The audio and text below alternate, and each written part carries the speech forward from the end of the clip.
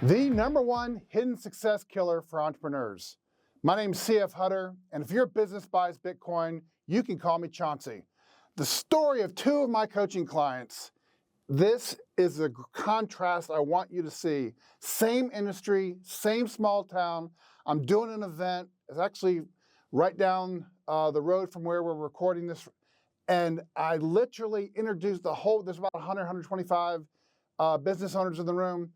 And they introduce themselves going around the room, and two people from the same small town in Louisiana are in the room. And I'm thinking to myself, one's on one side, I'm thinking, okay, I wonder how this is going to go. Well, it turns out at the end of the event, they both signed up for my coaching program, and I'm going to help them both, okay? Even though they're in the same small town, I'm going to help them both. #1, they both listened well. Okay, they understood what was going on. They paid attention. They received my advice. That's good, right? Each took specific action based on whatever we were talking about related to their business. Okay, they got very similar advice. Both of these coaching clients got different results. How can this be? I'm the same coach. We're in the same event. We're doing the same follow-up meetings. We're following up. I'm giving basically the same advice for their situation. They live in the same small town. What's the big deal? Like, why were there different results?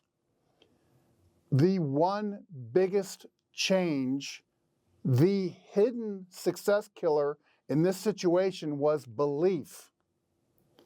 One client believed what I was saying to them and that they could do it. They could follow through and execute and do what was required to grow their business. The other didn't believe. They heard me. They followed the advice, they executed, but stuff comes up, right? Life happens.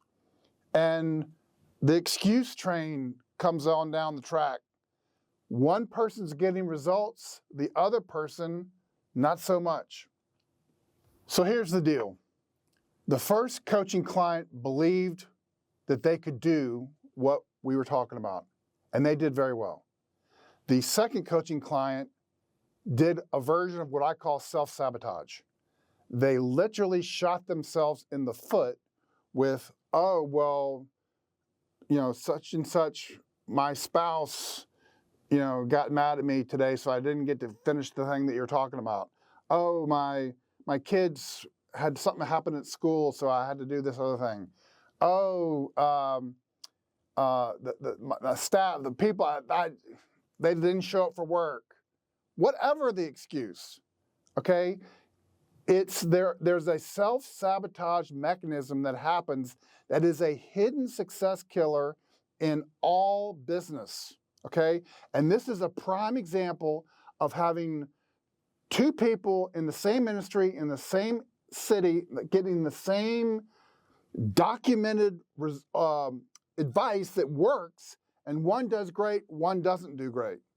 Let me tell you another quick story.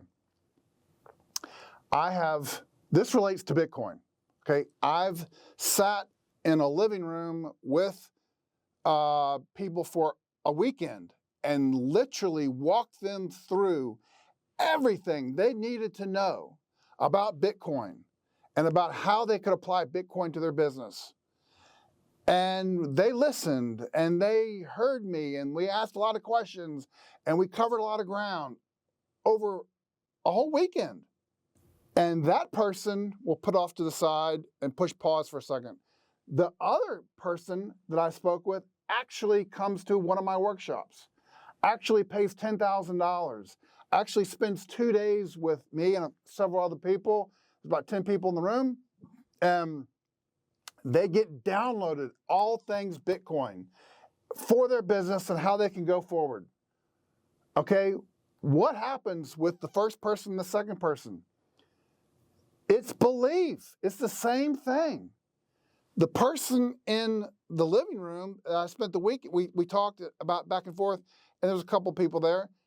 Did they go about executing, following through with the Bitcoin-related advice that I'd given?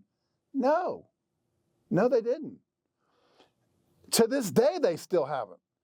What about the other person or the people that were in this workshop, this Bitcoin workshop? Well, the difference is they had skin in the game. They paid 10 grand. Okay, if you're going to pay $10,000, you're going to execute. You're going to do something.